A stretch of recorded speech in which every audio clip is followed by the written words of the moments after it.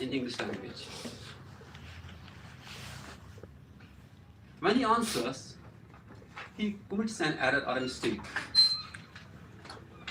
He says, suppose he says, he go to the market, instead of saying he goes to the market.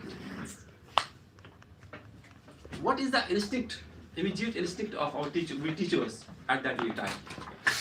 For most of us, it was to jump in, cut them off, and wield an imaginary red pen and go for corrections. But today, I am here to argue about this immediate instinct. Actually, what happens, I think that this immediate correction making in the classroom, it might be the biggest hurdle or problem in the fluency of a child. So I am going to talk about the beautiful mistakes, the beautiful errors that our students commit during fluency, during speech drills in the classroom. You know that there is a theory given by Stephen Krashen, and there are many hypotheses in that very theory. One of the hypotheses is affective filter hypothesis. According to that hypothesis, when a child feels love, when he is not confident, or when he is demotivated, what happens is, if we give the input, though it can be comprehensible, but when the affective filter is high, it doesn't allow that input to reach lag. That means when our students are highly have high anxiety, when our students have high anxiety, the chance of learning is very low. When our students feel that everything they speak, whatever they speak, it is being tested or judged for accuracy, they stop taking risks. They stop experimenting the language, and ultimately they stop speaking altogether. They become silent, and this silence is a tragedy. It's a tragedy because English is not just a set of rules to be memorized, but it is a vehicle for human connection. And once a teacher focuses more on accuracy or perfection over this connection, we lose a child. So as teachers, how do we need to shift the paradigm? We as teachers have to view these errors, these mistakes, not as errors, but as a data. In applied linguistics, we know that there is a term, interlanguage.